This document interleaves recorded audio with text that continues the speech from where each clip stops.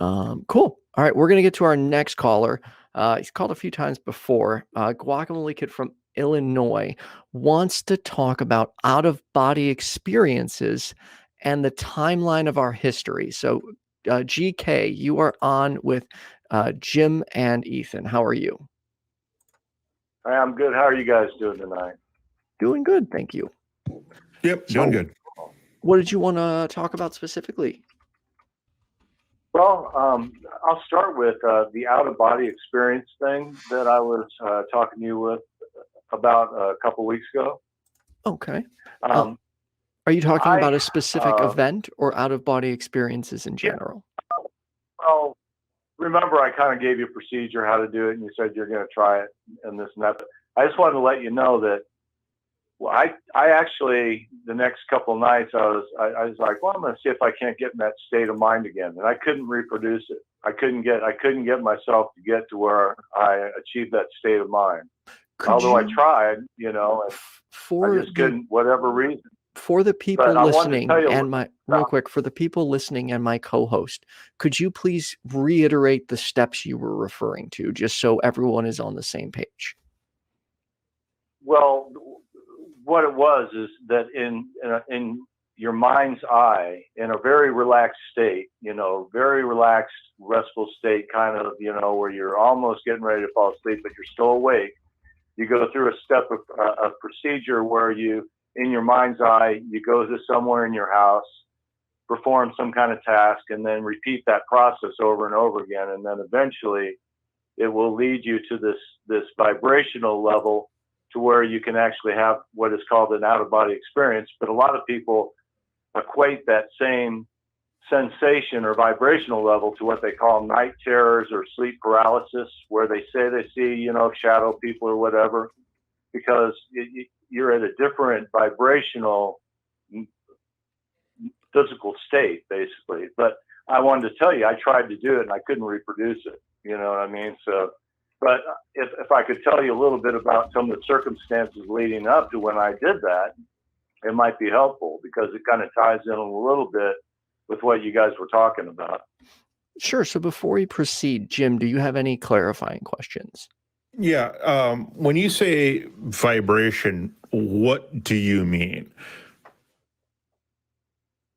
Have you ever had what they call a sleep paralysis or anything like that, Jim? Yep. Oh, you've had it?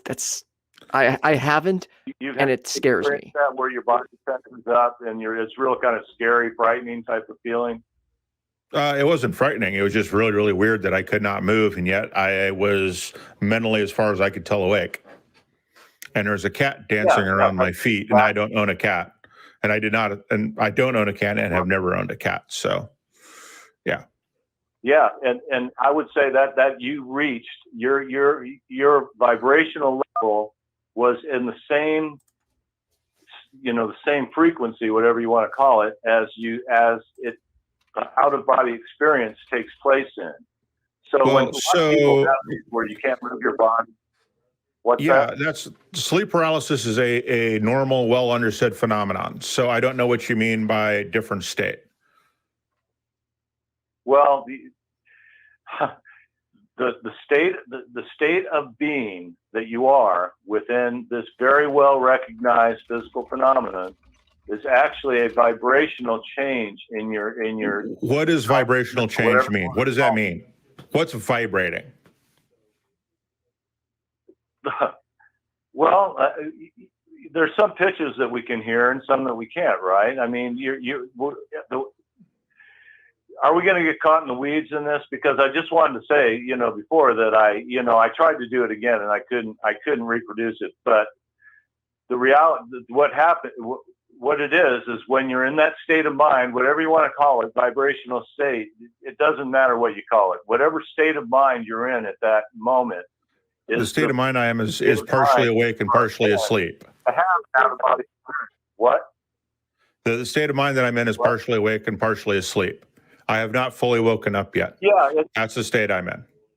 Well, you're awake, but you're I'm not exactly sure the exact physical manifestation is what brings that level of consciousness on, or whatever. I'm not a scientist. I'm not trying to explain exactly physiologically what's going on with that. My point was that if you experienced the sleep paralysis, then you were in the correct physiological state to experience an out-of-body experience. So if you can't really explain it, I guess how do you know? Well, let me tell you a little bit about what was going on, if you got a second, because it's kind of an interesting story, and it has a little bit to do with tarot cards work their way into it too, believe it or not. But real quick, one of the go ahead. I'll come back to it. Okay. Back in the mid '90s, a friend of mine and I, we were co-writers of a rock musical that was based on a very, very famous author's work. You've heard of J.R. Tolkien. Mm-hmm. We did a rock musical based on a story of his called Of Beren and Luthien. Uh-huh. And it was a really good show, but we had a conversation kind of going with the estate of Tolkien after we wrote it and performed it live to get a license to carry forward with it. But we were just a couple nobodies, and they were negotiating with the movies at that time. So we were not able to carry forward with it. But from the time I began working on this project, it took me about 2,500 hours to write. It took about a year and 2,500 hours. But from the time I began that project to the time it was over, I had so many just weird synchronistic experiences that you can't really say why or how, but they definitely happened. And by the time it was finally put to bed, then the whole thing stopped. My experiences stopped. But my feeling is that when you deal with something that has a lot of emotional energy like that, like J.R. Tolkien really relates to a lot of people throughout the world. There's a lot of emotional energy that goes into his work, and the worlds that he created. And I think that somehow when I entered into writing that stuff, I'm a channeler. When I write music, I channel kind of the music comes to me out of nowhere. So this was, during that time, I think I opened up channels of communication. And that's during the time when I was dealing with the estate, England is like, it's the middle of night here when it's in the afternoon there. So I had to call real late at night. So I developed insomnia trying to get hold of these people, over a course of time. So that's when I was having these out-of-body experiences, because I was laying there, I couldn't sleep because of all this other stuff going on in my life too. So that's when this was brought on. And then I had a series of these things happen. And then by the last one, I got kind of the message that I guess was trying to be communicated with me, and very clear. And after that, I never had the desire to do it again or whatever. I just kind of went by. But during that time, we were just about ready to have our meeting with the lady. Her name was Kaitlyn Blackburn. She was the lawyer for J.R. Tolkien's estate. Okay. And I was just about to have my meeting on the telephone with her. And that day, my co-writer, Bill, called me before I left work, and it was kind of a little bit snowy out, a little bit, flurries of snow. And he called me up and he said, the craziest thing happened last night. I had a dream of a tarot card. I said, really? And he says, yeah. He goes, I'm not really into tarot cards at all.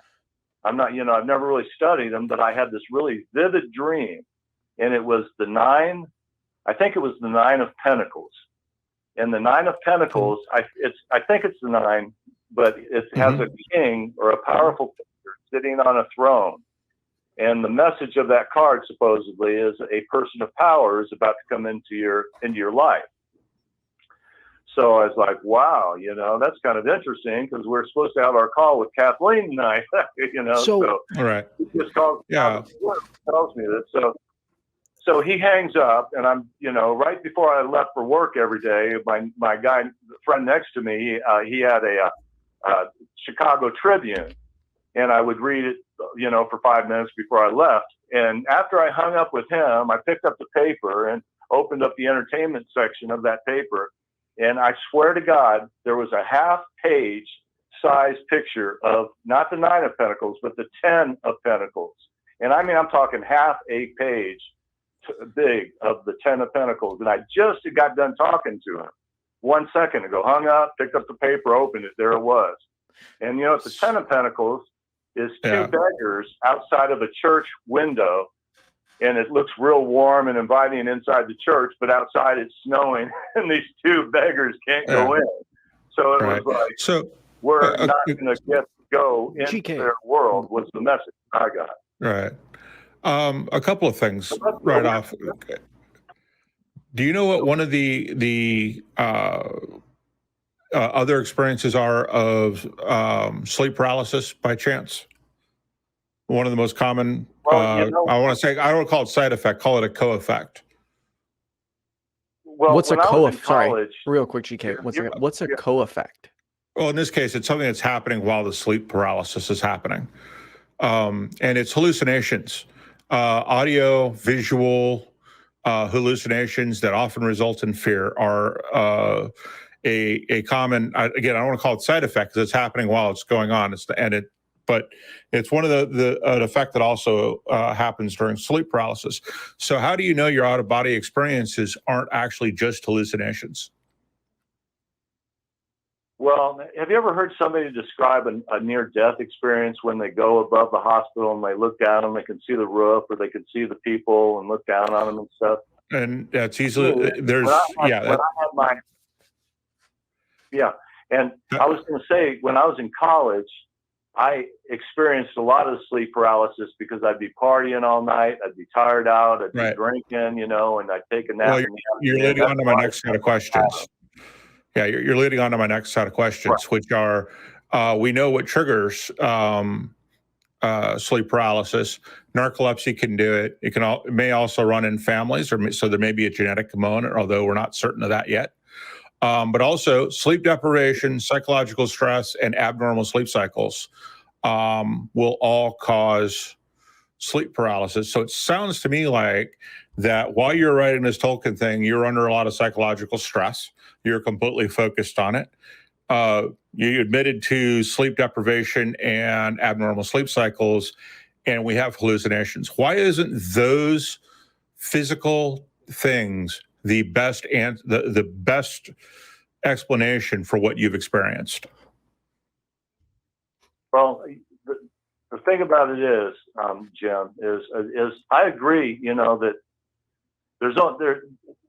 it's really you're only going. All you have to go by is somebody's account of their personal experience. You know what I mean? Right. So really, it's just you can say you can come up with any logical thing. Well, this is this or whatever, and I can't really defend it because I'm talking in kind of, we're talking a little bit of a topic that's a little bit esoteric in some ways, but I don't think it's esoteric at all. It's the subject of sleep studies. Right. Yeah. But what I'm saying is, are the sleep studies, are they accurate in what they're defining what's going on? They're saying they're hallucinations, but for a fact that that's what they are. Maybe they are a glimpse into another dimension of reality because basically, how'd you go about proving that? Of the light. Yeah, how would you go about proving that? Huh? How would you go about proving it? I can't prove it, but all I can say from my experience, when I had this out of body experience, the first time I did it, I was in my hallway in my mind's eye, like I was talking about Ethan when I was going down the hallway, blah, blah, blah.